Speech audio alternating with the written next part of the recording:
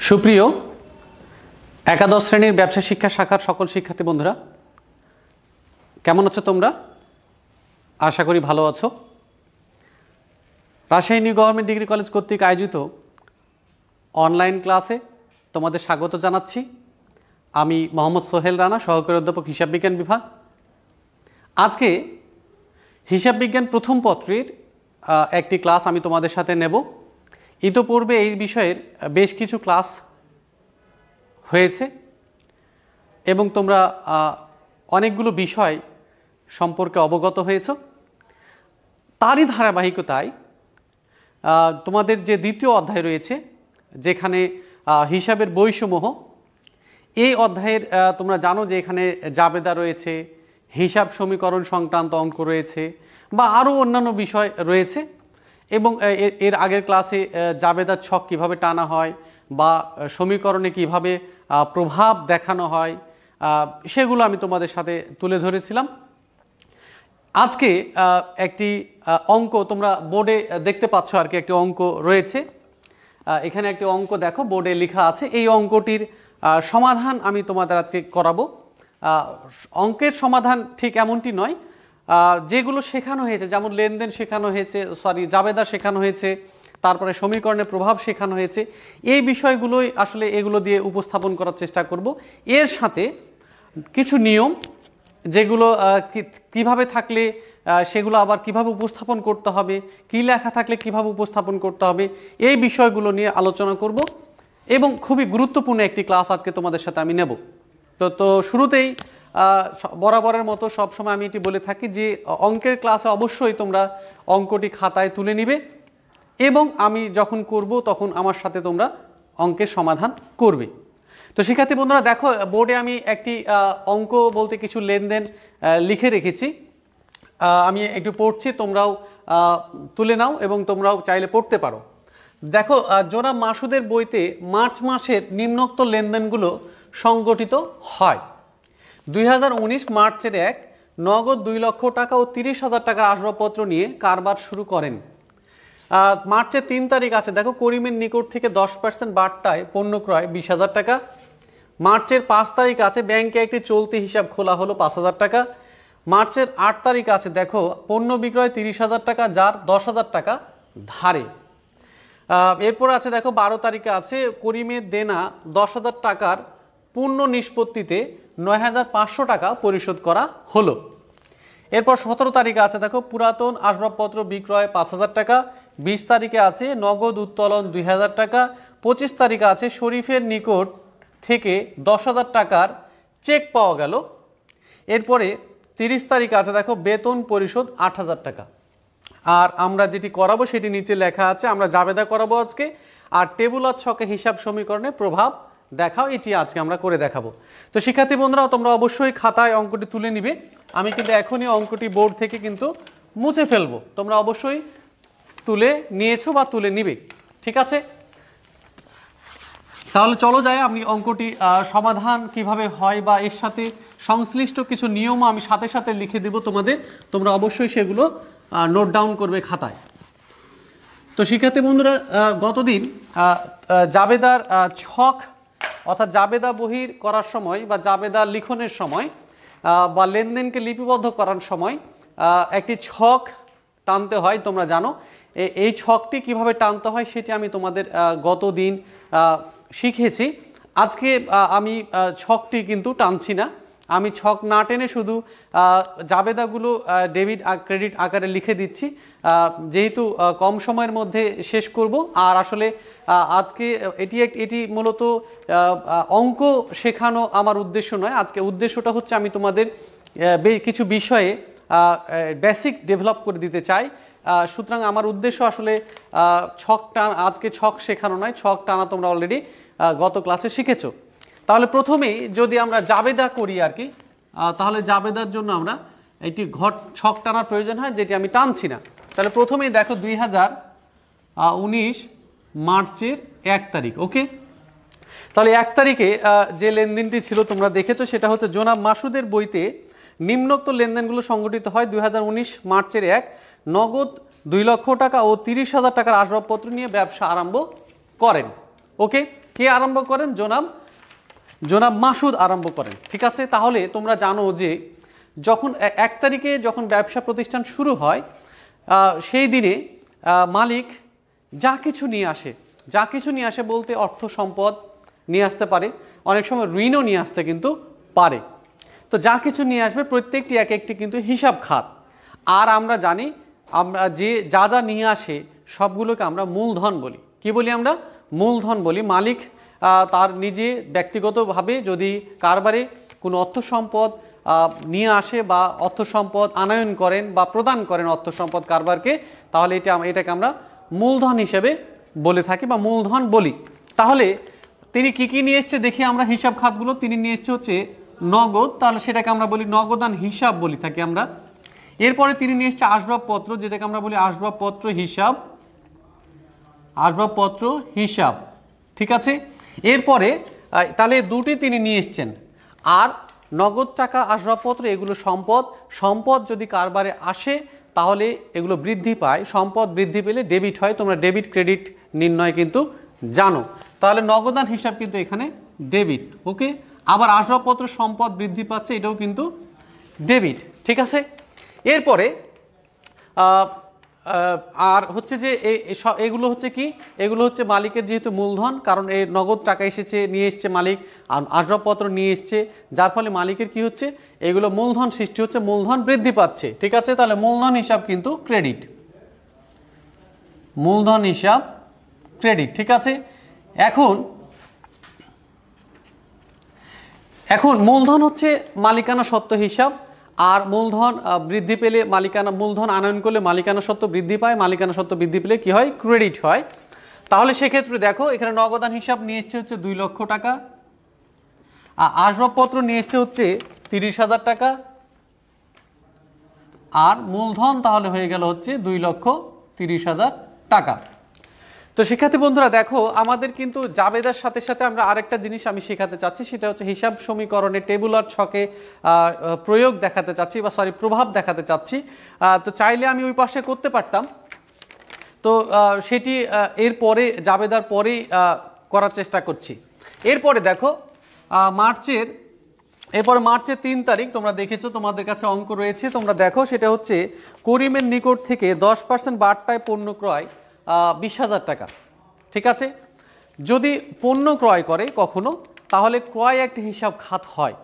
নগদে করলে নগদান হিসাব, ধারে করলে প্রদেয় হিসাব, চেকের মাধ্যমে করলে ব্যাংক হিসাব হয়। ঠিক আছে, তাহলে আমরা আগে হিসাব খাতগুলো লিখে ফেলি। তাহলে ক্রয় হিসাব এবং ক্রয় হিসাব ব্যয়, ক্রয় করলে ব্যয় বৃদ্ধি পায় বা খরচ বৃদ্ধি পায়, এই কারণে এটা ডেবিট হয়। আর করিমের নিকট থেকে পণ্য ক্রয়, বার্তার বিষয়টা পরে আসছি। করিমের নিকট থেকে পণ্য ক্রয়, এটি নগদে নাকি ধারে সেটি কিন্তু রয়েছে, উল্লেখ নাই। যদি কখনো কোনো ব্যক্তি বা প্রতিষ্ঠানের নাম থাকে এবং নগদ অথবা ধার এ দুটি কোনোটি উল্লেখ না থাকে, তাহলে আমরা ধারে হিসেবে বিবেচনা করি। তার মানে এই যে করিমের নিকট থেকে পণ্য ক্রয়, এটি মূলত হচ্ছে ধারে পণ্য ক্রয়। তো ধারে পণ্য ক্রয়ের ক্ষেত্রে আমরা আরেকটি হিসাব খাত লিখি, সেটি হচ্ছে প্রদেয় হিসাব ক্রেডিট। ঠিক আছে, তাহলে দেখো আমরা দুটো হিসাব খাত পেয়ে গেলাম।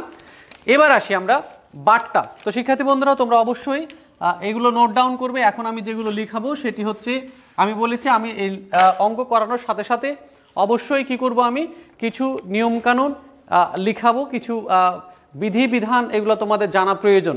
তা আসি আমরা এই সাইডে, দেখো তোমরা ডান দিকে দিক খেয়াল করো বডির, সেটা হচ্ছে বার্তা। ওকে, বার্তা অর্থ হচ্ছে ডিসকাউন্ট বা ছাড়। ওকে, তাহলে আমরা এই শব্দগুলো পাই। ঠিক আছে, তো বার্তা অর্থ হচ্ছে ডিসকাউন্ট, বার্তার ইংরেজি শব্দ হচ্ছে ডিসকাউন্ট, আর বার্তা মানে আবার ছাড়ও হতে পারে। ঠিক আছে, এই যে ছাড়, এই বার্তা, এটি হচ্ছে মূলত 2 ধরনের। ঠিক আছে, কয় ধরনের? এটি হচ্ছে 2 ধরনের। একটিকে আমরা বলে থাকি হচ্ছে কারবারি বার্তা, ওকে, আরেকটি হচ্ছে নগদ বার্তা। ওকে, তাহলে কারবারি বার্তা আর নগদ বার্তা আমরা সেপারেট করতে হবে। দুটি হিসাবভুক্তকরণের বিষয়টিও ভিন্ন, সুতরাং এটা জানতে হবে এবং চিনতে হবে। প্রথমেই আসি আমরা সেটা হচ্ছে কারবারি বাট্টা। ওকে, মনে রাখবো আমরা পণ্য ক্রয় বিক্রয়ের সময় যে বাট্টা বা যে ছাড় দেওয়া হয় বা পাওয়া যায় সেটা কারবারি বাট্টা। খুবই প্র্যাকটিক্যাল একটি উদাহরণ যদি আমি দেই, মনে করো তুমি কখনো বাটার দোকানে জুতো কিনতে গেছো। তো জুতো কিনতে গিয়ে আমরা মাঝে মাঝে দেখি এরকম লেখা আছে, জুতোর উপরে লেখা আছে মনে করো 1000 টাকা, তার মানে জুতোর দামটি কিন্তু 1000 টাকা। তার পাশেই লেখা আছে 50% ছাড়। ওকে, এই যে ছাড় এটা কিন্তু বাট্টা। তাহলে এই জুতো যদি আমি ক্রয় করি তাহলে কিন্তু আমাকে টাকা দিতে হবে 500 টাকা। তার মানে কি, কারণ কি 50% কিন্তু আমি ছাড় পেয়েছি। এটাই হচ্ছে কারবারি বাট্টা। ঠিক আছে, তাহলে কারবারি বাট্টা কখন কি বিষয়টা ক্লিয়ার? সেটা হচ্ছে যে পণ্য ক্রয় বিক্রয়ের সময় পণ্যের মূল্য থেকে যে পরিমাণ টাকা ছাড় পাওয়া যায় বা ছাড় দেওয়া হয়, আমরা ক্রয় যখন করি তখন আমরা ছাড় পাই, বিক্রয় করার সময় আমরা ছাড় দেই। তাহলে এই যে যদি পণ্যের ক্রয় মূল্য বা বিক্রয় মূল্য থেকে যে পরিমাণ টাকা ছাড় হয় সেটিকে আমরা বলছি কারবারি বাট্টা। Okay fine. এখন আমরা চিনবো কিভাবে, তাহলে কারবারি বাট্টা কেমন করে চিনবো? সেটি হচ্ছে ক্রয় বিক্রয় থাকবে। ওকে ফাইন, তাহলে আমরা কিভাবে চিনবো কারবারি বাট্টা? তাহলে কারবারি বাট্টার সাথে আমরা কি লিখে রাখবো এই বিষয়গুলো? সেটি হচ্ছে কি, 1 নম্বর কথা সেটি হচ্ছে যে ক্রয় বিক্রয়ের সাথে থাকবে। ওকে, ক্রয় বিক্রয়ের সাথে থাকবে, অবশ্যই থাকবে, এবং সেটা পণ্য ক্রয় বিক্রয়ের সাথে থাকবে মাস্ট। 2 নম্বর কথা হচ্ছে কারবারি বাট্টা হিসাবভুক্ত হবে না, হিসাবভুক্ত হয় না। কি হয়? শুধুমাত্র বাদ যায়। কি হয়? শুধুমাত্র কি হয়? বাদ যায়। কোথা থেকে বাদ যায়? সেটি হচ্ছে আমরা যে ক্রয় মূল্যটা বা বিক্রয় মূল্যটা দেয়া থাকে শুধুমাত্র সেই পরিমাণ টাকা অর্থাৎ বাট্টার টাকাটা কি হয় সেখান থেকে বাদ দিয়ে যাইতে হয়। শুধুমাত্র আমরা বাদ দিয়ে বাকিটুকু হিসাব করব। ক্লিয়ার? তাহলে আমরা দুটো ঘটনা আমরা জানলাম, সেটা হচ্ছে কি, ক্রয় বিক্রয়ের সাথে থাকবে অর্থাৎ ক্রয় বিক্রয়ের সাথে যখন বাট্টা থাকবে সেটা কারবারি বাট্টা। 2 নম্বর গুরুত্বপূর্ণ কথা হচ্ছে এটা হিসাবভুক্ত হবে না, শুধু কি হবে? বাদ যাবে। ঠিক আছে, তাহলে এবার আমরা ওই নগদ বাট্টার কাছে যাওয়ার আগে আমরা এইটির টাকাগুলো লিখবো। তাহলে দেখো আমাদের লেনদেনটা ছিল এরকম, করিমের নিকট থেকে 10% বাট্টায় পণ্য ক্রয় 20,000 টাকা। ওকে, তাহলে এখন এই যে 10% বাট্টা, এটা কি নগদ বাট্টা না কারবারি বাট্টা? এটি কারবারি বাট্টা, যদিও নগদ বাট্টা নিয়ে আমি তেমন কিছু এখনো তোমাদের বলিনি। তাহলে কারবারি বাট্টা কিভাবে চিনলাম? ক্রয় বিক্রয় দেখে, ক্রয় বিক্রয়ের সাথে থাকবে। একটু আগে আমি বলেছি অবশ্যই ক্রয় বিক্রয়ের সাথে থাকবে, অবশ্যই ক্রয় বিক্রয়ের সাথে থাকবে, এবং হিসাবভুক্ত হবে না, শুধু বাদ যাবে। তাহলে দেখো এই যে 20,000 টাকার পণ্য কিনলাম, কত পার্সেন্ট বাট্টায়? 10% বাট্টায়। তাহলে এটা কারবারি বাট্টা, তাহলে কি হবে? বাদ দেবো। তাহলে আমরা কি করব? এই 20,000 টাকার উপরে 10% বাদ দিয়ে দিব। ঠিক আছে, তাহলে 20,000 টাকা 10% হচ্ছে 2,000 টাকা। তাহলে 2,000 টাকা যদি বাদ দিয়ে দিই তাহলে থাকবে কত? 18,000 টাকা। তাহলে আমরা এখানে টাকার এখানে লিখবো কত? 18,000 টাকা। ওকে, তাহলে আমাদের কিন্তু কারবারি বাট্টা কিন্তু শেখা হয়ে গেল। তাহলে কারবারি বাট্টা কি হবে? ক্রয় বিক্রয়ের সাথে থাকবে, হিসাবভুক্ত হবে না, শুধুমাত্র বাদ যাবে। Okay fine. এরপরে আমি নগদ বাট্টার অঙ্ক নিচে দিয়েছি লেনদেন, সুতরাং যখন আমি নগদ বাট্টাটি আসবে তখন আমি এটি নিয়ে কথা বলবো। এরপরে যাই, দেখো এরপরে খাতায় দেখো তোমরা তোমাদের যেখানে আছে সেটি হচ্ছে এবার 5 তারিখ আছে। দেখো ব্যাংকে একটি চলতি হিসাব খোলা হলো 5,000 টাকা। ব্যাংকে চলতি হিসাব খোলা হলো বা সঞ্চয় হিসাব খোলা হলো বা শুধু হিসাব খোলা হলো বা ব্যাংকে টাকা জমা দেওয়া হলো, একই অর্থে ব্যবহৃত হয়। অর্থাৎ ব্যাংকে আমরা টাকা জমা দিলাম, যে অর্থে ব্যবহার করি, ব্যাংকে হিসাব খোলা হলো, একই কথা, একই অর্থে ব্যবহৃত হবে। তাহলে ব্যাংকে হিসাব খোলা হলো বা ব্যাংকে কি জমা দেওয়া হলো, এটা কয় তারিখ? 5 তারিখ। আরেকটি বিষয় ছুটে গেছে, বলতে ভুলে গেছিলাম, সরি। সেটি হচ্ছে যে প্রত্যেকটি লেনদেনের নিচে তোমরা জানো যে একটি ব্যাখ্যা দিতে হয় বা ব্যাখ্যা দিতে হয় বা ন্যারেশন লিখতে হয়। সেটি আমি আজকে তোমাদেরকে লিখাচ্ছি না, এটা পরবর্তী ক্লাসে আরেকদিন লেখানো হবে, যেহেতু ক্লাসটি আজকে দীর্ঘ হবে। তো শিক্ষার্থী বন্ধুরা, এরপরে দেখো 5টা, তাহলে কি আছে? ব্যাংকে একটি চলতি হিসাব খোলা হলো 5,000 টাকা। তাহলে ব্যাংক হিসাব ডেবিট আর নগদান হিসাব ক্রেডিট। ঠিক আছে, তাহলে দেখো কি হচ্ছে, সেটি হচ্ছে যে ব্যাংক হচ্ছে আমাদের একটা সম্পদ। ব্যাংকে আমি যত টাকা জমা দিব তত আমার সম্পদ বৃদ্ধি পাবে, আর সম্পদ বৃদ্ধি পেলে তোমরা জানো যে ডেবিট হয়। আর নগদে একটা সম্পদ যেটি চলে যাচ্ছে আমাদের কাছ থেকে, ব্যাংক নগদ টাকা চলে গেলে সম্পদ হ্রাস পায়, তাহলে ক্রেডিট হয়। তাহলে কত টাকা হচ্ছে 5,000 টাকা দিয়ে আমরা একটা হিসাব খুললাম। তাহলে কিন্তু আমরা 5 তারিখও শেষ করলাম। এবার দেখি আমরা পরবর্তী তারিখ যেটি আছে অর্থাৎ 8 তারিখ, খেয়াল করো 8 তারিখে দেখো কি আছে। 8 তারিখে আছে শিক্ষার্থী বন্ধুরা দেখো পণ্য বিক্রয় 30,000 টাকা, যার 10,000 টাকা হচ্ছে ধারে। একটু আগে আমি বলেছি যে সেটি হচ্ছে যে যদি স্পষ্ট করে বলে দেওয়া থাকে নগদে বা ধারে তাহলে তো কোনো সমস্যা নেই। তাহলে এখানে বলা আছে যে পণ্য বিক্রয় 30,000 টাকা, যার 10,000 টাকা ধারে, তার মানে অবশিষ্ট টাকা অবশ্যই হচ্ছে নগদে। ঠিক আছে, তাহলে অবশিষ্ট থাকে কত টাকা? 20,000 টাকা। ওকে, তাহলে আমরা দেখি এবার তারিখ হচ্ছে 8 তারিখ। তাহলে দেখো হচ্ছে বিক্রয় করা হয়েছে 30,000 টাকা, যার মধ্যে 10,000 টাকা হচ্ছে ধারে, বাকি 20,000 টাকা তুমি অবশ্যই নগদে পেয়েছো। তাহলে এখানে আমরা কি লিখবো? আমরা নগদ যদি পাই তাহলে নগদান হিসাব ডেবিট। ওকে, নগদান হিসাব ডেবিট, নগদ টাকা আসছে আমাদের কাছে তাই বৃদ্ধি পাবে, তাই নগদান হিসাব ডেবিট। যদি কখনো ধারে পণ্য বিক্রয় করি আমরা মনে রাখবো তাহলে প্রাপ্য হিসাব সৃষ্টি হয়। ধারে ক্রয় করলে প্রদেয় হিসাব, অনেকে পাওনাদার বলে, কিন্তু পাওনাদার হচ্ছে আমাদের যেহেতু ব্রিটিশ শব্দ এটি আমরা অ্যাভয়েড করার চেষ্টা করব। আমরা প্রদেয় হিসাব লিখব, বা কোনো ব্যক্তি বা প্রতিষ্ঠানের নামও আমরা কিন্তু লিখব না। নাম লিখব না কারণ হচ্ছে যে এখন আর ব্যক্তিবাচক হিসাব আমরা প্রয়োগ করি না বা ব্যবহার করি না। এটা ব্রিটিশ পদ্ধতি, সনাতন পদ্ধতিতে হিসাব। সুতরাং আধুনিক পদ্ধতিতে যেহেতু আমরা হিসাব বিজ্ঞানটা করি বা করানো হয়, আধুনিক পদ্ধতিতে যেসব হিসাব খাত ব্যবহার করা হয় তোমরা অবশ্যই চেষ্টা করবে সেই হিসাব খাতগুলো ব্যবহার করার। তো শিক্ষার্থী বন্ধুরা তাহলে দেখো নগদ টাকা আসছে তাই নগদান হিসাব ডেবিট, আর ধারে বিক্রি করলে প্রাপ্য হিসাব বৃদ্ধি পায় বা প্রাপ্য হিসাব সৃষ্টি হয়, তাহলে প্রাপ্য হিসাব ডেবিট, কারণ এটিও একটি সম্পদ বৃদ্ধি পাচ্ছে তাই প্রাপ্য হিসাব ডেবিট। আর বিক্রি করলে আয় বৃদ্ধি হয় বা আয় অর্জিত হয় তাই বিক্রয় হিসাব হচ্ছে ক্রেডিট। ওকে, তাহলে দেখো এখানে আমরা টাকা পেয়ে গেলাম হচ্ছে নগদান হিসাব কত টাকা নগদ পেয়েছি, তাহলে 20,000 টাকা, আর পণ্য ধারে ছিল 10,000 টাকা, তার টোটাল বিক্রয় হচ্ছে 30,000 টাকা। তো শিক্ষার্থী বন্ধুরা তাহলে আমরা এটি একটি শেষ করলাম। এরপরে দেখো এরপরে রয়েছে আরও একটি লেনদেন। এরপরে দেখো রয়েছে হচ্ছে 12 তারিখ।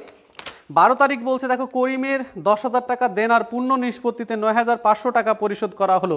এবার আসি আমরা আবার সে বাট্টার জায়গায় ফিরে যাই। ওকে, তাহলে আমরা দেখেছিলাম বাট্টা দুই প্রকার, একটা কারবারি বাট্টা, একটা ছিল নগদ বাট্টা। এবার আমরা নগদ বাট্টার এখানে যাই। কারবারি বাট্টা আমরা চিনে ফেলেছি, এবার নগদ বাট্টার এখানে দেখো। ঠিক আছে, মনে করো তোমার কাছে কোনো একজন লোক 9,000 টাকা পাবে। ওকে, তোমার কাছে কোনো একজন ব্যক্তি বা প্রতিষ্ঠান 9,000 টাকা পাবে।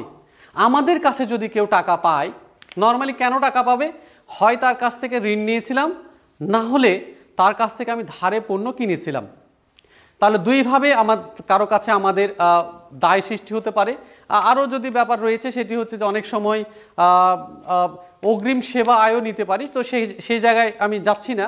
তাহলে আমরা দুটো জায়গায় থাকছি, সেটি হচ্ছে যে যদি কখনো কোনো ব্যক্তি বা প্রতিষ্ঠানের কাছ থেকে আমরা ধারে পণ্য ক্রয় করি তাহলে তিনি আমাদের কাছে টাকা পাবেন, যার নাম হচ্ছে প্রদেয় হিসাব। তোমরা জানো ধারে ক্রয় করলে প্রদেয় হিসাব সৃষ্টি হয়, প্রদেয় হিসাব হচ্ছে দায়। এবং তো কোনো একজন ব্যক্তি আমাদের কাছে 9,000 টাকা পাবে। ওকে, তো তিনি এবং এই টাকাটি মনে করো 2 মাস পরে দেওয়ার কথা। তো তিনি আমাদেরকে একটি প্রস্তাব দিলেন। প্রস্তাবটি হচ্ছে এরকম যে 2 মাস পরে টাকা দেওয়ার প্রয়োজন নেই, আপনি যদি টাকাটি আমাকে এখন পরিশোধ করেন তাহলে আমি 8,000 টাকা নিতে রাজি আছি। তার মানে এটা কি? তিনি আমাকে 1,000 টাকা ছাড় দেবেন। এই যে 1,000 টাকা ছাড় দেবেন এটি হচ্ছে নগদ বাট্টা। ঠিক আছে, তাহলে কি এখানে নগদ বাট্টা কি? তাহলে দেখো ধার পরিশোধের ক্ষেত্রে, ওকে, দেনা পাওনা পরিশোধের ক্ষেত্রে একই রকমভাবে এমনও তো হতে পারতো যে আমি এক লোকের কাছে 9,000 টাকা পাবো, তিনি আমাকে 2,000 টাকা পরে পরিশোধ করবেন এমনটি বলেছেন, বাট টাকাটা আমার এখন প্রয়োজন। ওকে, তাকে আমি অফার করলাম যে আপনি আমাকে এখন 1,000 টাকা দেন, 8,000 টাকা দেন, 1,000 টাকা আপনাকে আমি ছাড় দিলাম। এই যে ছাড় এটিকে আমরা বলছি নগদ বাট্টা। ওকে, কিভাবে চিনবো আমরা নগদ বাট্টা এবং কারবারি বাট্টা কিভাবে চিনবো আর পার্থক্যটা কি সেটি এখন বলছি, খেয়াল করো, লিখে নাও তোমরা অবশ্যই।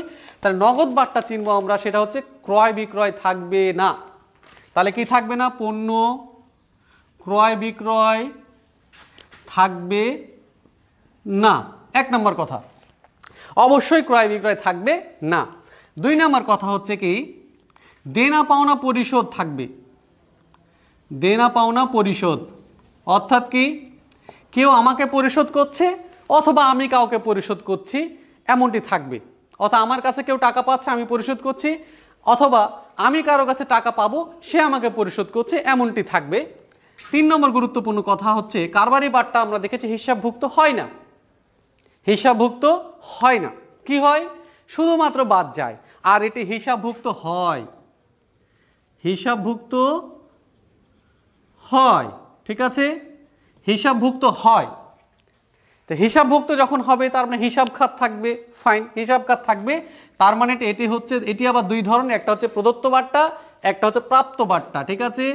একটা হচ্ছে প্রদত্ত বাট্টা আর একটা হচ্ছে প্রাপ্ত বাট্টা, ঠিক আছে। প্রদত্ত বাট্টা হচ্ছে খরচ আর প্রাপ্ত বাট্টা হচ্ছে আয়। তাহলে দেখো, তাহলে আমরা বাট্টা আজকে চিনে গেলাম, দুই ধরনের বাট্টা চিনলাম। একটা দেখলাম টোটালি হিসাবভুক্ত হয় না, শুধুমাত্র ক্রয় বিক্রয়ের সাথে থাকে, শুধু বাদ যায়। নগদ বাট্টা কিভাবে চিনলাম? যে ক্রয় বিক্রয় থাকবে না, দেনা পরিশোধের সময় বা দেনা পাওনা পরিশোধের সময় যে বাট্টা পাওয়া যায় বা দেওয়া হয়, বা যে পরিমাণ ছাড় পাওয়া যায় বা দেওয়া হয়, তাকে আমরা বলছি হচ্ছে নগদ বাট্টা। এরপরে কি বললাম? এটা হিসাবভুক্ত হয়। তারপরে কি বললাম? প্রদত্ত বাট্টা, প্রাপ্ত বাট্টা। আর একটা বিষয় আমরা লিখব এই নগদ বাট্টা সম্পর্কে, সেটি হচ্ছে, মনে রাখবো আমরা, সেটা হচ্ছে পূর্ণ নিষ্পত্তি।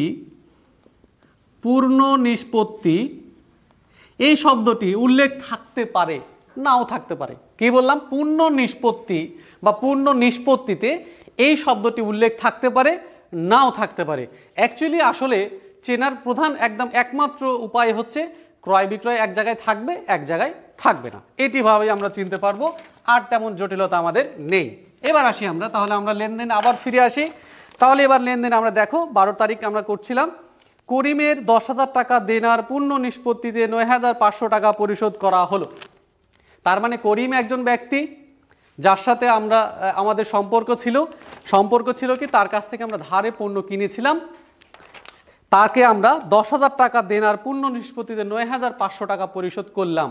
যদি আমরা কখনো টাকা পরিশোধ করি তাহলে আমরা বাট্টা পাই, যদি আমরা কারো কাছ থেকে টাকা পাই তাহলে আমরা বাট্টা দেই। তাহলে এটি মনে রাখতে হবে, খুবই গুরুত্বপূর্ণ বিষয় এটি। দেখো, করিমেকে টাকা আমরা পরিশোধ করছি, তাহলে আমরা দায় পরিশোধ করছি, তাহলে সে আমাদেরকে বাট্টা দিচ্ছে, তাহলে এখানে কিন্তু আমার প্রাপ্ত বাট্টা, আমি বাট্টা পাচ্ছি।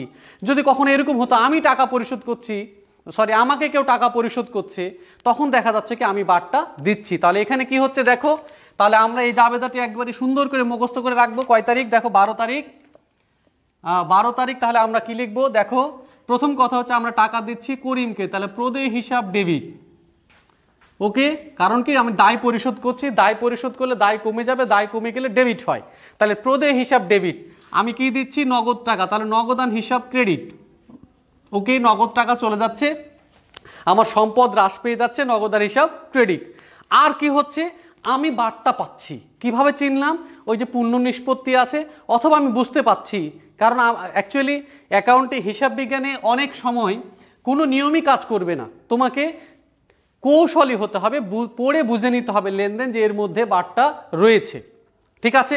তো যদিও এখানে একটি ক্লু রয়েছে, সেটি হচ্ছে পূর্ণ নিষ্পত্তি।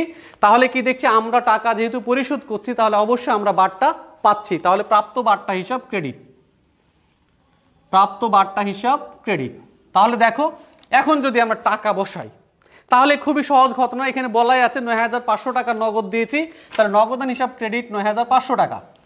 ওকে, আমরা বাট্টা পেয়েছি কত টাকা? দেখো, 10,000 টাকার পূর্ণ নিষ্পত্তিতে 9,500 টাকা দিয়েছি, তাহলে আমরা বাট্টা পেয়েছি কত? 500 টাকা। আর আমরা দায় পরিশোধ করেছি কিন্তু হচ্ছে 10,000 টাকা।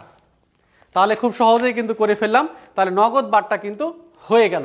ঠিক অপোজিট, আমি যদিও এখানে নাই, তারপর আমি বলে রাখি, যদি উল্টোটি হতো, অর্থাৎ আমরা টাকা পাচ্ছি, বাট্টা দিচ্ছি, তাহলে কি লেনদেন লিখতাম আমরা? তখন আমরা এরকম লিখতাম হচ্ছে, মনে করো নগদান হিসাব ডেবিট, প্রদত্ত বাট্টা হিসাব ডেবিট, আর প্রাপ্য হিসাব ক্রেডিট।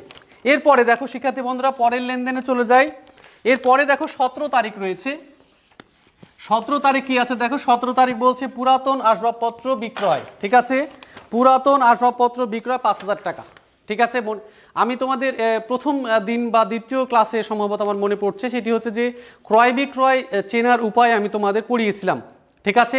ক্রয় বিক্রয়, ক্রয় কিন্তু সব ক্রয় কিন্তু ক্রয় নয়। শুধুমাত্র বিক্রয়ের উদ্দেশ্যে যে পণ্য ক্রয় করি আমরা সেটি মূলত হচ্ছে ক্রয়। আবার উল্টোভাবে যদি আমরা বলি যে বিক্রয়ের উদ্দেশ্যে কৃত পণ্য যখন আমরা বিক্রয় করি তখনই হচ্ছে সেটি বিক্রয়।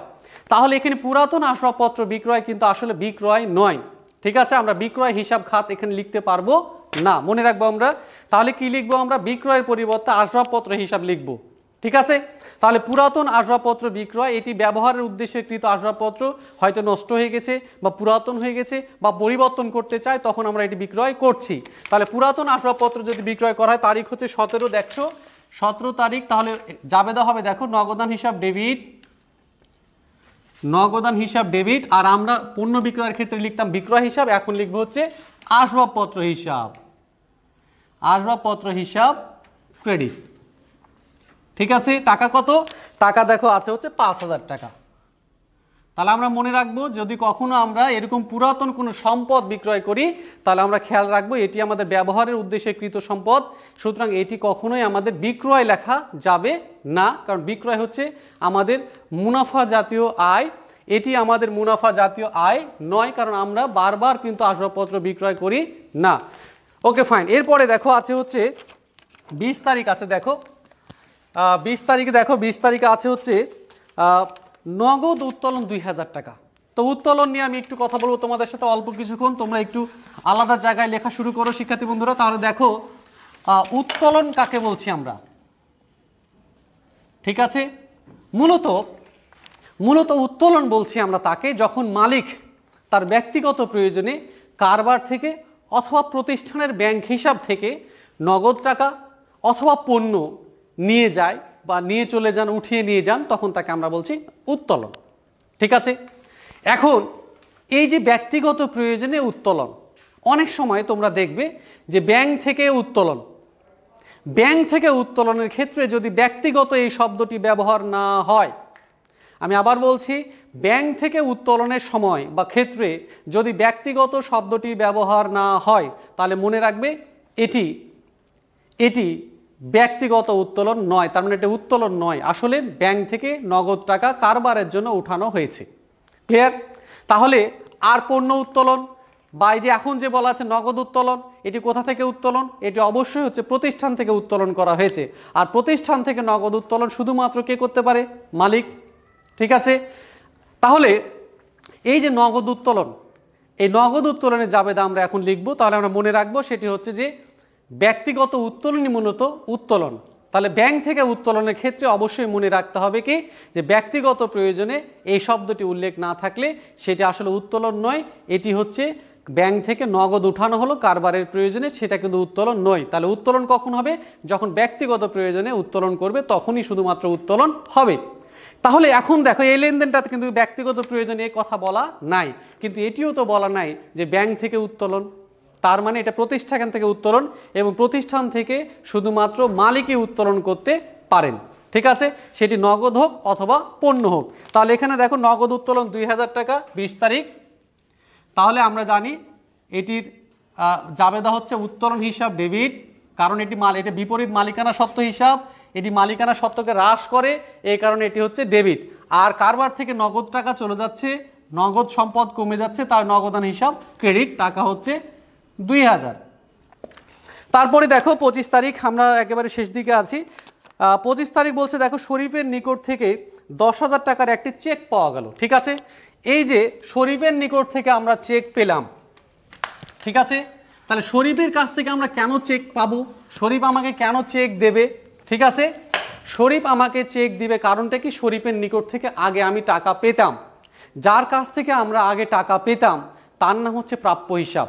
মনে থাকবে, যদি কখনো কোনো ব্যক্তি বা প্রতিষ্ঠান আমাদেরকে টাকা দেয়, চেক দেয়, তাহলে মনে রাখবো তার কাছে আমরা টাকা পেতাম, যার কাছে আমরা টাকা পেতাম তার নাম হচ্ছে প্রাপ্য হিসাব। কোনো ব্যক্তি বা প্রতিষ্ঠানের নাম কিন্তু লেখা যাবে না।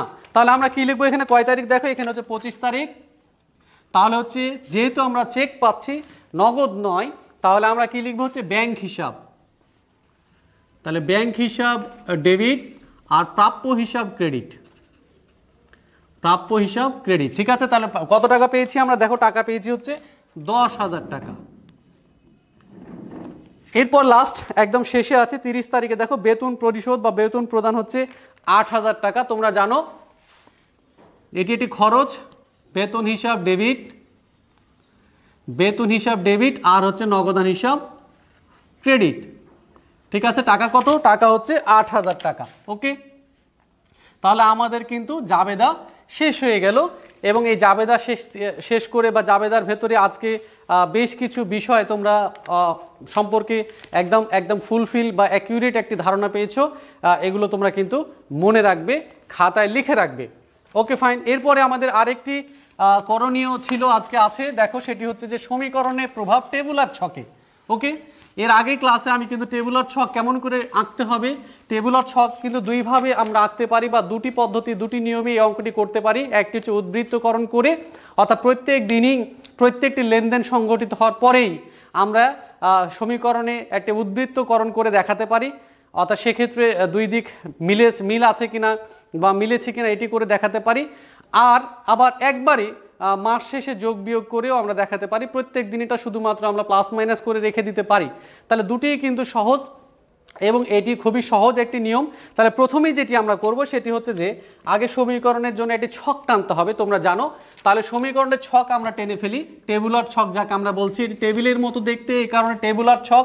তাহলে ছক আমরা টেনে ফেললাম, দেখো এটি হচ্ছে উপরের ছক। আর আমি যে নিয়মটিতে তোমাদের আজকে করাচ্ছি সেটি হচ্ছে যে এরকম, যে প্রত্যেকটি লেনদেন সংগঠিত হওয়ার পরে আলাদাভাবে উদ্বৃত্তকরণের প্রয়োজন এখানে পড়বে না, অর্থাৎ একেবারে মাস শেষে শুধুমাত্র যোগ বিয়োগ করে আমরা উদ্বৃত্তকরণটা করে ফেলতে পারি। এটি করলে যেটি হয়, এটি খুবই সহজ। আর আরেকটি বিষয় হচ্ছে যে এখানে প্রত্যেক দিনই প্রত্যেকটি লেনদেনের পরেই যোগ বিয়োগ করতে হচ্ছে না, যার ফলে সময় কম লাগবে, ছক টানতে কম সময় লাগবে এবং ভুল হওয়ার সম্ভাবনা কম থাকবে। তাহলে শিক্ষার্থী বন্ধুরা প্রথমে যেটি করব কি, আর কি উপরে এরকম একটা ছক আমরা টেনে নিব। ঠিক আছে, এরপরে করব কি, আমরা লেনদেন কয়টি দেওয়া আছে এটা গুনে নিব। তাহলে লেনদেন দেখো কয়টি দেওয়া আছে, দেখো আমরা যদি গুনি তাহলে লেনদেন আছে হচ্ছে, তাহলে দেখো আমাদের অঙ্কের মধ্যে 9টি লেনদেন রয়েছে। ঠিক আছে, তাহলে আমরা কি করব, প্রথমেই আমরা এখানে 9টি দাগ টেনে নিতে পারি। আমরা দেখো প্রত্যেকটি লেনদেনের জন্য একটি করে দাগ যদি আমরা টেনে নেই তাহলে আমাদের উপস্থাপনটা সহজ হবে, সুন্দর হবে এবং একটির সাথে আরেকটি মিশে যাবে না, যাকে বলে প্রাঞ্জল হবে আর কি।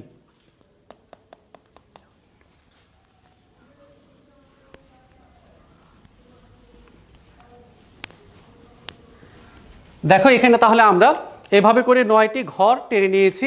এরপরে উপরে যে ঘরটি আছে দেখো, এই ঘরে আমরা বাম দিকে অল্প একটু জায়গা রেখে একটি ঘর টানি, যেটাকে আমরা তারিখের ঘর বলি।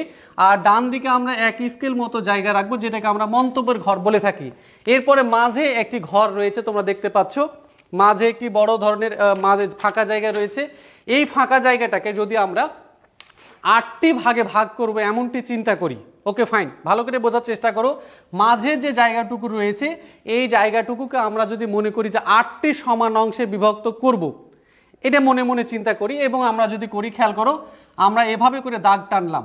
এর অর্থ হচ্ছে এরকম, এর অর্থ হচ্ছে এরকম যে এই দিকে, অর্থাৎ এই যে বাম দিকে যে ফাঁকা একটু বড় জায়গা রেখেছি আর ডান দিকে দেখে একটু ছোট জায়গা রেখেছি, তাহলে আমরা মনে করব এখানে হচ্ছে 5টি ঘর, এখানে হচ্ছে 3টি ঘর। ওকে, তাহলে আমাদের অনুমানটা হবে, অ্যাজাম্পশনটা হবে এরকম যে টোটাল ঘরটি ছিল কিন্তু 8টি ঘরের জন্য, তাহলে এখানে 5টি ঘর, এখানে হচ্ছে 3টি ঘরের মতো অনুমান করে আমরা জায়গা রেখেছি। এরপরে উপর দিয়ে আমরা একটি দাগ এভাবে টানবো, এখান থেকে এভাবে একটি দাগ টানবো, দেখো টেনেছি। এরপরে এখানে আমি লিখবো হচ্ছে তারিখ। ওকে, এটা হচ্ছে আমাদের এ মানে তোমরা জানো সেটি হচ্ছে সম্পদ। ঠিক আছে, অ্যাসেট বা সম্পদ এখানে লিখে নিতে পারো। এখানে সমান, এখানে দেখো আমরা বললাম যে 3টি ঘরের মতো জায়গা রয়েছে, তোমরা একটি ঘর এখানে টেনে নিবে এবং এটি কিন্তু হচ্ছে মূলধনের ঘর বা মালিকানা সত্ত্বের ঘর। এটা হচ্ছে এল, দেখো এটা হচ্ছে লাইবিলিটিস বা দায়, তোমরা জানো। আর যোগ এটা হচ্ছে ওই বা মালিকানা সত্ত্ব। ওকে, মালিকানা সত্ত্ব। ওকে, তাহলে এটি হচ্ছে ওইর ঘর, এখানে আমরা প্রথমে লিখে নিই হচ্ছে মূলধন, আর এটা হচ্ছে মন্তব্যর ঘর। ঠিক আছে, এখানে আমরা লিখব হচ্ছে হিসাব সমীকরণে প্রভাব, হিসাব সমীকরণে প্রভাব। ওকে, বন্ধনের ভিতরে আমরা লিখব হচ্ছে টেবুলার ছক, টেবুলার ছক। ঠিক আছে, তাহলে দেখো আমাদের কাজ শুরু হয়ে গেল। তাহলে প্রথমে আমরা কি করলাম, পুরো পৃষ্ঠাটাকে আমরা উপরে একটা বড় দাগ টানলাম, এরপরে কি করলাম, যে কয়টি লেনদেন আছে গুনে নিলাম, গুনে সেই কয়টি দাগ আমরা এখানে টেনে নিয়েছি। ঠিক আছে, ছক টেনে নেওয়ার পরে আমরা কি করলাম, এই যে বাম দিকে হাফ স্কেল মতো জায়গা রাখলাম, ডান দিকে 1 স্কেল মতো জায়গা রাখলাম। এরপরে মাঝে যে ঘরটুকু ছিল সেটুকু আমরা কি করলাম, 8টি ভাগে ভাগ করলাম, এটা আনুমানিক। এরপরে কি করলাম, পুরো ঘরটিকে 8টি ভাগে ভাগ করে বাম দিকের অংশটিতে আমরা যে ফাঁকাটা সম্পদের যে ঘরটা আমরা টেনেছি, সম্পদ লিখবো যেখানে, আমরা ধরে নিয়েছি, অনুমান করেছি এখানে 5টি জায়গা হবে বা 5টি ঘর হবে। আর দায় যেখানে আছে দেখো, এল এর নিচে যে আছে যে জায়গাটুকু, মনে করলাম এখানে 2টি, আর মালিকানা সত্ত্বের 1টি ঘর, সেটি হচ্ছে মূলধন। এটি কিন্তু অলরেডি হয়ে গেছে। এখন আমরা যখন তুমি এক্সপার্ট হয়ে যাবে, অঙ্ক করতে করতে অনেক দক্ষ হয়ে যাবে, তখন কিন্তু লেনদেন পড়েই সম্পদের দিকে কয়টি ঘর হবে এটি কিন্তু তুমি অনুমান করতে পারবে এবং অ্যাকুরেটলি প্রথমেই কিন্তু সম্পদের দিকে ঘর টানতে সক্ষম হবে। আর দায়ের দিকে খুবই সহজ দাগ টানা, কারণ নর্মালি একটা অঙ্কের ভিতরে দায় 2টি থাকতে পারে, একটি হচ্ছে ঋণ, একটি হচ্ছে প্রদেয় হিসাব। তো আমরা দেখছি যে এই অঙ্কে কিন্তু আমি যে অঙ্কটি তোমাদের করাচ্ছি, এই অঙ্কে কিন্তু ঋণের কোনো অপশান দেয়নি বা ঋণ নেই। তাহলে দায়ের দিকে নিশ্চিত যে একটি ঘর হবে সেটি প্রদেয় হিসাব। আর সম্পদের দিকে যেহেতু অঙ্ক আমাদের করা হয়ে গেছে অলরেডি, আমরা জাবেদা করে ফেলেছি, তার মানে কয়টি সম্পদ আছে তা কিন্তু দেখতে পাচ্ছি, সেক্ষেত্রে আগেই আমরা সম্পদের দিকে ঘর টানতে পারি। অথবা তোমার যদি মনে হয় যে জাবেদা তো আমরা সবসময় করি না, জাবেদা ছাড়াও তো আমরা সমীকরণের প্রভাব দেখাতে পারি, সেক্ষেত্রে আমরা কি করব, মনে করব যে এখানে 5টি ঘর হবে। কয়টি ঘর হবে? 5টি ঘর হবে সম্পদের দিকে। সুতরাং সেই অনুপাতে আমরা কাজ শুরু করব। দেখো আমি কেমনটি করি, মনে করলাম আমি জানি না কয়টি সম্পদ আছে, কিন্তু ম্যাক্সিমাম 5টি ঘর হয়ে থাকে ম্যাক্সিমাম ক্ষেত্রেই, ইভেন বলা যায় 99% ক্ষেত্রেই সর্বোচ্চ 5টি ঘর হতে পারে সম্পদের দিকে বা হয়ে থাকে। আবার হ্যাঁ, ব্যতিক্রম থাকবে না এমনটি নয়, ব্যতিক্রম আছে, থাকতে পারে 6টি 7টি, সেক্ষেত্রে ভিন্নতা আছে। তাহলে আমরা মনে করলাম যে 5টি ঘর হবে এমনটি ভেবে আমাদের অ্যাক্টিভিটি আমরা শুরু করছি। তাহলে 1 তারিখে দেখো, প্রথমে এখানে আমরা তারিখ লিখব 2019 মার্চের 1 তারিখ। ওকে, তাহলে প্রথমেই আছে দেখো, নগদ 2 লক্ষ টাকা ও 30,000 টাকার আসবাবপত্র নিয়ে ব্যবসা আরম্ভ করেন। তোমরা জানো যে প্রত্যেকটি লেনদেন সমীকরণকে প্রভাবিত করে সমানভাবে। ঠিক আছে, তাহলে নগদ টাকা কারবার এসেছে, আসবাবপত্র এসেছে, তার সাথে মূলধনও কিন্তু বৃদ্ধি পেয়েছে। তাহলে নগদ টাকা হচ্ছে সম্পদ, তাহলে আমরা এখানে লিখব নগদ, তার সাথে নগদ বৃদ্ধি পেয়েছে কত টাকা? 2 লক্ষ টাকা। তারপর দেখো আসবাবপত্র বৃদ্ধি পেয়েছে কত টাকা? আসবাবপত্র দেখো বৃদ্ধি পেয়েছে হচ্ছে, আসবাবপত্র বৃদ্ধি পেয়েছে 30,000 টাকা। ঠিক আছে, এরপরে যেটি হয়েছে সেটি হচ্ছে মূলধন বৃদ্ধি পেয়েছে হচ্ছে 2,30,000 টাকা। আমরা মন্তব্যের ঘরে লিখব হচ্ছে মূলধন আনায়ন, মূলধন আনায়ন। ওকে, তাহলে দেখো মন্তব্য কিন্তু লিখে ফেললাম। এরপরে একটা জিনিস এখানে খেয়াল করে, একটি কৌশল দেখো, আমি কিন্তু আসবাবপত্র লিখে এভাবে একটা দাগ দিয়ে দেইনি। দেখো আমি যদি এখানে দাগটা দিয়ে দিতাম, তাহলে কি হতো, যদি পরে আর কোনো সম্পদ নিচে না থাকতো তাহলে এই ঘরটা ফাঁকা হয়ে যেত। কারণ আমরা বলেছি 5টির মতো জায়গা রেখে আমরা কাজ করব, কিন্তু 5টি আছে অ্যাকুরেট এমনটি তো আমি বলতে পারছি না। যদি তুমি দক্ষ হয়ে যাও, তুমি তখন অঙ্ক পড়ে পুরোটা সম্পদ বের করে ফেলবে, তখন ভিন্ন কথা, তখন যে কয়টি সম্পদ আছে তুমি শুধু সেই কয়টি ঘর টেনে নিতে পারো। তো এখন যেহেতু আমরা জানি না মনে করেই আমি করছি, সুতরাং আমরা কি করলাম, আরেকটি সম্পদ যতক্ষণ পর্যন্ত আমাদের কাছে না আসছে, নতুন কোনো সম্পদ, এ দুটো ব্যতীত আর কোনো সম্পদ যতক্ষণ পর্যন্ত না আসছে, ততক্ষণ পর্যন্ত আমরা কি করব না, সম্পদের দিকে আর কোনো ঘর টানছি না। Okay fine. এরপরে দেখো 3, করিমের নিকট থেকে 10% বার্তায় পণ্য ক্রয় 20,000 টাকা। এটি তোমরা করে ফেলেছো। ক্রয় করলেই মালিকানা সত্ত্ব হ্রাস পায়, কারণ এটা খরচ। ঠিক আছে, তাহলে মূলধনের ঘরে দেখো যে মালিকানা সত্ত্বে যে ঘর আছে সেখানে কি করলাম, আমরা 18,000 টাকা কি করলাম, বিয়োগ করলাম। আর এটি কারবারি বাট্টা তোমরা জানো যে বাদ দিয়ে আমরা কি করলাম, 18,000 টাকা মাইনাস করলাম। আর ধারে ক্রয় করলে কি হয়েছিল, প্রদেয় হিসাব বৃদ্ধি পায়। প্রদেয় হিসাব হচ্ছে দায়, তাহলে আমরা এখানে লিখলাম দায়ের দিকে একটি ঘর হলো কি, প্রদেয় হিসাব, যেটি বৃদ্ধি পেয়ে গেল কত টাকা, 18,000 টাকা। এখানে আমরা লিখবো হচ্ছে ক্রয় হিসাব। তাহলে দেখো আমরা কিন্তু এটি সহজেও করে ফেললাম। তাহলে দেখলাম কি, যে সমীকরণের একদিকেই কি হয়েছে, যোগ হয়েছে, আর একদিকে একই পাশে যোগ হয়েছে আর কি হয়েছে, বিয়োগ হয়েছে।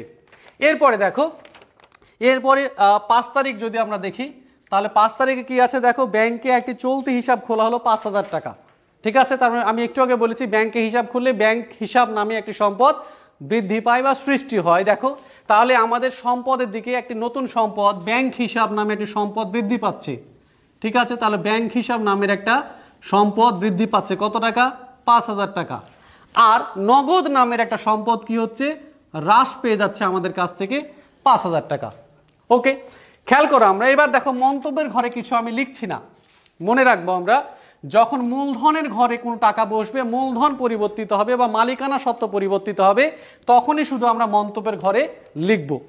এরপরে দেখো, এরপর আছে 8 তারিখ আছে। দেখো 8 তারিখ কি ছিল? দেখো পণ্য বিক্রয় 30,000 টাকা, যার 10,000 টাকা ধারে। ঠিক আছে, তাহলে প্রথমেই আসি আমরা, বিক্রি করলে আয় হয়, আয় হলে কি হয়? মূলধন বৃদ্ধি পায় বা মালিকানা সত্ত্ব বৃদ্ধি পায়। তাহলে আমরা প্রথমেই যে কি করব, কত টাকার পণ্য বিক্রয়? 30,000 টাকা, তাহলে 30,000 টাকা মালিকানা সত্ত্বে এসে আমরা যোগ করব। ঠিক আছে, এরপরে দেখো নগদ পেয়েছি 20,000 টাকা, তাহলে নগদের সাথে 20,000 টাকা নগদ সম্পদ বৃদ্ধি। আর ধারে হচ্ছে 10,000 টাকা, ধারে বিক্রি করলে প্রাপ্য হিসাব সৃষ্টি হয়। তাহলে আমরা এখানে কি লিখলাম? প্রাপ্য হিসাব। প্রাপ্য হিসাব নামের একটি সম্পদ আমাদের বৃদ্ধি পেয়ে গেল হচ্ছে 10,000 টাকা। ওকে, এখানে আমরা কি লিখবো? মন্তব্যের ঘরে আমরা লিখবো হচ্ছে বিক্রয় হিসাব। ঠিক আছে, এরপরে দেখো, এরপরে আছে কয় তারিখ? এরপরে আছে দেখো হচ্ছে 12 তারিখ। 12 তারিখ আছে করিমের 10,000 টাকা দেনার পূর্ণ নিষ্পত্তিতে 9,500 টাকা পরিশোধ করা হলো। 12 তারিখ, তাহলে করিমের 10,000 টাকা দেনার পূর্ণ নিষ্পত্তিতে 9,500 টাকা পরিশোধ করা হলো। প্রথম কথা হচ্ছে 9,500 টাকা যদি কখনো নগদ টাকা পাওয়া যায়, নগদ টাকা পরিশোধ করা হয়, তাহলে নগদের টাকা আগে করে ফেলি আমরা। তাহলে দেখো কত টাকা পরিশোধ করেছি আমরা? 9,500 টাকা। তাহলে 9,500 টাকা আমরা কি করলাম? নগদ থেকে আমরা কি করলাম? বিয়োগ দিলাম, নগদ টাকা চলে যাচ্ছে। ঠিক আছে, আমরা ছাড় পেয়েছি কত টাকা? আমরা বাট্টা পেয়েছি কত টাকা? বাট্টা পেয়েছি আমরা 500 টাকা। এটা আমাদের আয়, প্রাপ্ত বাট্টা আমাদের কি? আয়। আয় কোথায় যায়? আয় হচ্ছে মালিকানা সত্ত্বের সাথে যোগ হয়। আর আমি কত টাকা দেনা পরিশোধ করেছি? দেনা পরিশোধ করেছি 10,000 টাকার, তাহলে প্রদেয় হিসাব থেকে 10,000 টাকা বিয়োগ গেল। এখানে লিখবো হচ্ছে প্রাপ্ত বাট্টা। প্রাপ্ত বাট্টা। এরপরে দেখো আছে 17 তারিখ। ঠিক আছে, 17 তারিখ দেখো পুরাতন আসবাবপত্র বিক্রয় 5,000 টাকা। একটু আগে আমি বলেছি তোমাদেরকে যে পুরাতন আসবাবপত্র বিক্রয়, পুরাতন যে কোনো সম্পত্তি বিক্রয়, এটি কিন্তু আয় নয়, এটি মূলত হচ্ছে প্রাপ্তি। তাহলে দেখো নগদ টাকা পাচ্ছি আমি 5,000 টাকা, নগদের সাথে 5,000 টাকা যোগ। আর আসবাবপত্র আমার হ্রাস পেয়ে যাচ্ছে, আসবাবপত্র আমার কমে যাচ্ছে, এই কারণে আসবাবপত্র থেকে 5,000 টাকা, আসবাবপত্র জাতীয় সম্পদ থেকে আমার 5,000 টাকা বিয়োগ। তাহলে কি হয়েছে? দেখো সম্পদ বৃদ্ধি পেয়েছে, আর একটি সম্পদ কি হয়েছে? হ্রাস পেয়েছে। এরপরে দেখো 20 তারিখ আছি আমরা। 20 তারিখে বলছে নগদ উত্তোলন 2,000 টাকা। মালিক নগদ বা পণ্য যাই উত্তোলন করুন না কেন, উত্তোলন করলেই সেটি মালিকানা সত্ত্ব থেকে বিয়োগ বা মালিকানা সত্ত্বকে হ্রাস করে। কত টাকা? 2,000 টাকা। উত্তোলন সবসময় মালিকানা সত্ত্বকে হ্রাস করে, এটা বিপরীত মালিকানা সত্ত্ব হিসাব। তাহলে আমরা মালিকানা সত্ত্ব থেকে বিয়োগ করলাম। ঠিক আছে, আর কারবার থেকে নগদ টাকা চলে যাচ্ছে, তাই নগদ থেকে হচ্ছে বিয়োগ। ঠিক আছে, এখানে আমরা মন্তব্যের ঘরে লিখবো হচ্ছে উত্তোলন হিসাব। উত্তোলন হিসাব। শিক্ষার্থী বন্ধু আর দুটি মাত্র লেনদেন রয়েছে, তোমরা দেখতে পাচ্ছ, সেটি হচ্ছে 25 তারিখ। ওকে, শরীফের নিকট থেকে 10,000 টাকার একটি চেক পাওয়া গেল। তো চেক যদি আমরা পাই, তাহলে আমাদের জানি যে ব্যাংক হিসাব বৃদ্ধি পায়, তাহলে ব্যাংক হিসাব সম্পদ, তাহলে ব্যাংক হিসাব সম্পদ বৃদ্ধি পাবে কত টাকা? 10,000 টাকা। আর